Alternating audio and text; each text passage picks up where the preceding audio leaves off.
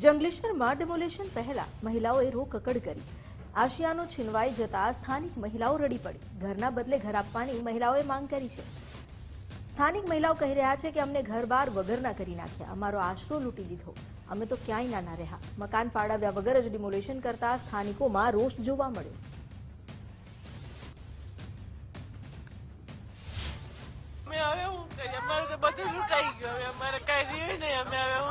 आवास के कहीं मिलू आई नहीं मैं हमारा सामान रोड पर पड़્યું છે બધું જોઈએ તમારે આવું ચાલે છે અમારો સામાન રોડ ઉપર પડ્યો છે બધું એમને બેઠા છે અમે અહીંયા આવે કેટલા વર્ષથી બેન તમે આવ્યા? મેં 20 વર્ષથી અહીંયા રહી છું ભાઈ મારે બે બેબી છે મારા ઘરવાળા બીમાર છે અમને કોઈ મકાન નથી દેતું ભાડે થાય અને ફોર્મે અમે ભર્યા છે તમને કોટાર નથી આપ્યા હજી કે તમને કોટાર આપી પછી ખાલી કરાવશે તો અમે ઉભા તરત ખાલી કરાવ્યું છે અમારા ઘરે કે જલ્દી નીકળી જાઓ જલ્દી એક જ વાત કરે છે અમને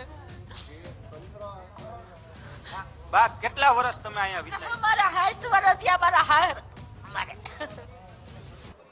60 વર્ષ ત્યાં રહેતા હતા ત્યાં તમે કોઈ કઈ ન કીધું ને અત્યારે અમને ઘર બાર વગરના કરી નાખ્યા અને અમે કામે જાય છે સાહેબ થાતું નથી ને તો અમે જાય છે દવાઈઓ પી પી।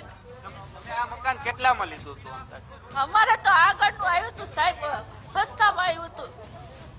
તમે એટલે વેચાતું લીધું હતું? હા વેચાતું લીધું હતું અમે અત્યારે અમને ઘર બાર વગરના કરી નાખ્યા છે। તમને ક્વાર્ટર કે કઈ આપ્યું રહેવા માટે? અમને કાઈ નથી આપ્યું કોટર કીધું તું દેશું તો કોટર ન આપ્યું સાહેબ।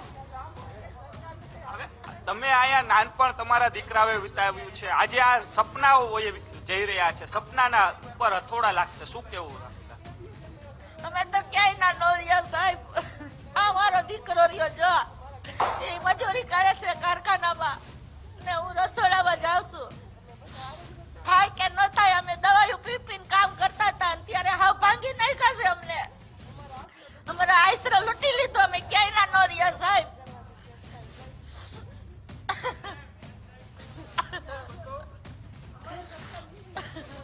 અમને ક્યાંક કોટર આપો તો અમે અહીંયા લબેચા નાખી।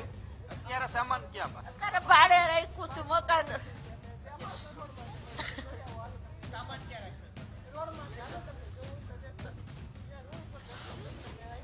આ શું છે તે કહી રહ્યા છે, જે વેદના છે તે કહી રહી છે, કારણ કે શનિવારે જ કહી ગયા સાહેબ અમારે જવાનું નતું અને અમે રવિવાર સુધીમાં તોય અમે ખાલી કરી દીધું, કાંઈ અમારે આ બાજુનું નતું આગળ વાળાનું હતું ને અમને સીધા લઈ લીધા 1.5 દિવસ જ ખાલી।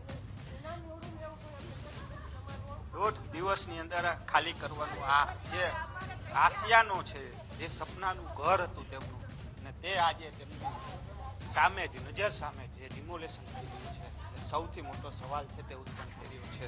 એટલે કહી શકાય કે લોકોની આંખોમાં આજે આંસુ છે, એ સપનાઓ એમના તૂટવાના છે। આ આશિયાનું ઝૂંપડું છે, લોકોની નજરે આ ઝૂંપડું છે, પરંતુ તેમના માટે તો આ તેમનો મહેલ જ હતો, કારણ કે તેમના સપના હતા, તેમનું નાનપણ વીત્યું છે, પરંતુ આજે આ નાનપણના સપનાઓ ઉપર જ્યારે કોર્પોરેશનના હથોડા લાગશે ત્યારે આ સપનાઓ ચકણાચૂર છે તે થવાના છે।